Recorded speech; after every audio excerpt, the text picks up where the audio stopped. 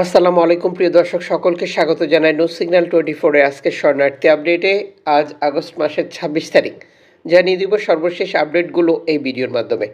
আপনি কোন দেশ থেকে এই ভিডিওতে যুক্ত হয়েছেন কমেন্টস করুন এবং ভিডিওটি শেয়ার করে আপনার টাইমলাইনে রেখে দিন যাতে করে অগণিত মানুষ জানতে পারে। চ্যানেলটি সাবস্ক্রাইব করে পাশে থাকা বেল আইকন ক্লিক করে অল করে রাখুন। আমাদের নতুন ভিডিও দেওয়ার সাথে সাথে আপনি ভিডিও নোটিফিকেশান পেয়ে যাবেন। প্রিয় প্রবাসী ভাই বোন, আপনারা সকলে অবগত রয়েছেন বাংলাদেশ সহ বিভিন্ন দেশের অভিবাসীরা প্রতিনিয়তই ভূমধ্যসাগর, এজিয়ান সাগর, আটলান্টিক উপকূল পাড়ি দিয়ে ইউরোপে যাওয়ার চেষ্টা করছে।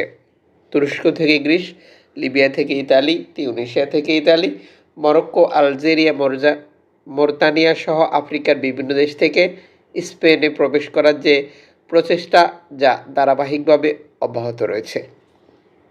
এই তথ্যগুলো আপনার কেন জানার দরকার বা এই ইনফরমেশনগুলো জানার কেন অপেক্ষায় থাকে মানুষ? কারণ আপনারা জানেন যে এই প্রক্রিয়াটি সম্পূর্ণ অবৈধভাবে পরিচালিত হয়। আর এই সময় আমাদের বহু অভিবাসী নিখোঁজ থাকে, বহু অভিবাসীকে তাদের আপনজন খুঁজে পায় না, যে কারণে এই তথ্য ইনফরমেশনগুলো অনেক প্রয়োজন।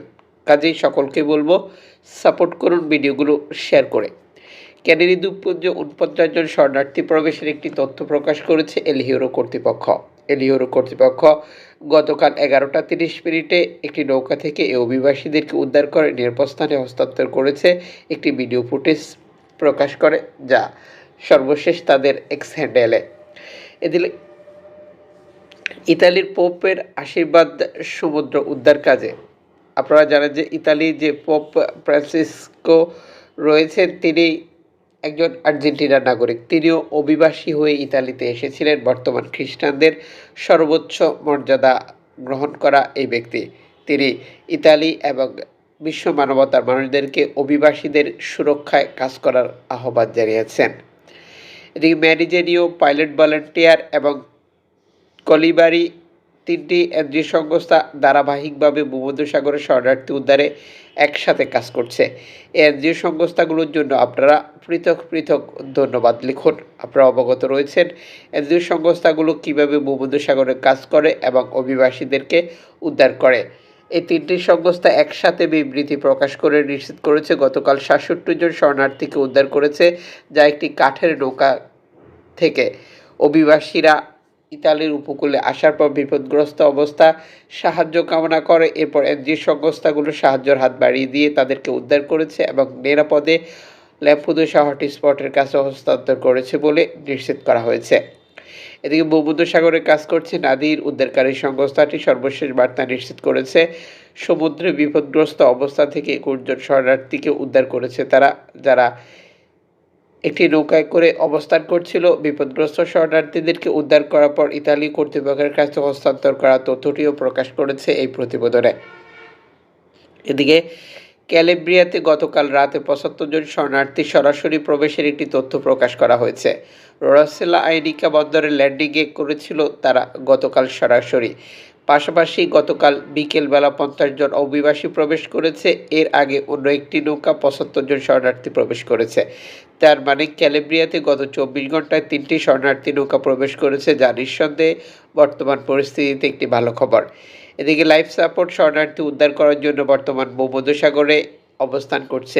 লাইফ সাপোর্টের জন্য আপনি একটি ওয়েলকাম লিখুন।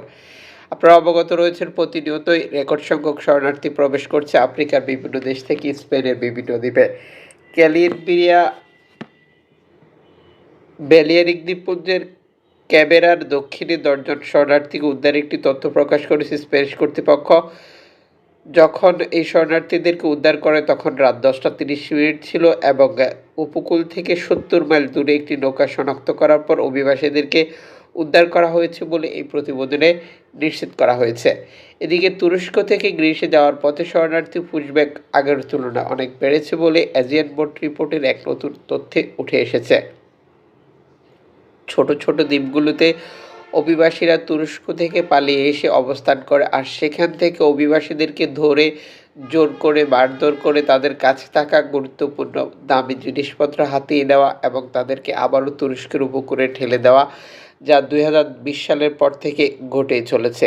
আর এই ধরনের ঘটনাগুলোর পেছনে সরাসরি গ্রিস কর্তৃপক্ষকে দায়ী করছে এনজিও সংস্থাগুলো, যদিও গ্রিস কর্তৃপক্ষ এই ধরনের ঘটনা স্বীকার যায় না।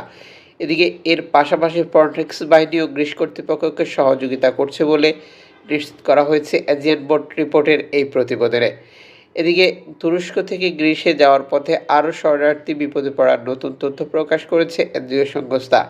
এনজিও সংস্থার প্রতিবেদন অনুযায়ী গতকালও বেশ কয়েকটি নৌকা বিপদগ্রস্ত অবস্থায় অভিবাসীদের উদ্ধার করার জন্য প্রার্থনা জানিয়েছে অ্যালামফোন রেডিও টেকনোলজির কাছে। অ্যালামফোন রেডিও টেকনোলজির সর্বশেষ বার্তায় পৃথক পৃথক অবস্থানে বিপদগ্রস্ত নৌকাগুলোর অভিবাসীদেরকে উদ্ধার করার জন্য গ্রিক কোস্ট গার্ডের কাছে তথ্য প্রচার করেছে, যদিও নিশ্চিত করতে পারেনি তাদেরকে উদ্ধার করা হয়েছিল কিনা।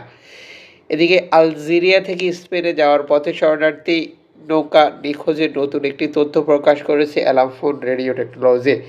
যেই পরিবার আলজেরিয়া থেকে স্পেনে যাওয়ার চেষ্টা করেছিল তাদের আপনজন অ্যালামফোনের সাথে যোগাযোগ করেছে। 10 দিন হয়ে গেছে, এখন পর্যন্ত তাদের প্রিয়জন স্পেনে পৌঁছাতে পেরেছে কিনা এ ধরনের কোনো তথ্য তারা সংগ্রহ করতে পারেনি, আর যে কারণে এনজিও সংস্থার কাছে তাদের এই প্রার্থনা। এদিকে ল্যাম্পোদোসা হটস্পট কর্তৃপক্ষ সর্বশেষ আপডেট অনুযায়ী 4টি নৌকা থেকে 131 জন শরণার্থীকে উদ্ধার করেছে এবং গতকাল 521 জন শরণার্থী 581 জন শরণার্থী 13টি নৌকায় করে প্রবেশ করেছে বলে নতুন এই তথ্য নিশ্চিত করেছে। গত এক সপ্তাহ পর আবারও ভূমধ্যসাগর অতিক্রম করে শরণার্থীরা হটস্পটে প্রবেশের সংখ্যা বেড়ে গেছে বলে এই প্রতিবেদনে যুক্ত করা হয়েছে। এই প্রতিবেদনে সর্বশেষ ল্যাম্পোদোসা হটস্পটে 674 জন শরণার্থী রয়েছে বলেও নিশ্চিত করা হয়েছে এবং রেকর্ড সংখ্যক অভিবাসীকে গতকালও বিভিন্ন স্থানে হস্তান্তর করা হয়েছে বলে এই প্রতিবেদনে যুক্ত করা হয়েছে। প্রসঙ্গত, বেশ কিছুদিন থেকে শরণার্থীরা ভূমধ্যসাগর ব্যবহার করে ইতালিতে প্রবেশ করতে পারছিল না। পরিশেষে সেই খরাটা কেটে গেল, আবারও শরণার্থী প্রবেশ শুরু হয়ে গেছে। আপনি আপনার অবস্থান থেকে সকল শরণার্থীদের জন্য প্রার্থনা করুন, যাতে করে সবাই স্বপ্ন এবং উদ্দেশ্যে সফলভাবে পৌঁছাতে পারে। এদিকে অ্যালামফোন রেডিও টেকনোলজির ডাকে সাড়া দিয়ে টোটারমাল 20 জন শরণার্থীর একটি বিপদগ্রস্ত নৌকাকে সাহায্য করেছে বলে সর্বশেষ বার্তায় নিষেধ করেছে এবং যে সংস্থাটি গতকাল সহ 3টি নৌকাকে সহযোগিতা করতে সক্ষম হয়েছে বলে নিশ্চিত করা হয়েছে। প্রতিটি নৌকার অভিবাসীদেরকে উদ্ধার এবং তাদেরকে নিরাপদে ইতালিতে পৌঁছে দেওয়ার জন্য তারা কাজ করে যাচ্ছে বলেও এই প্রতিবেদনে যুক্ত করেছিল এনজিও সংস্থাটি। দর্শক, এনজিও সংস্থাগুলো ভূমধ্যসাগরে কীভাবে কাজ করে আপনারা সকলে অবগত রয়েছেন, আর যে জন্যে প্রতিনিয়ত এনজিও সংস্থাগুলোর জন্য প্রার্থনা করা উচিত প্রতিটি অভিবাসীর এবং সাধারণ মানুষের।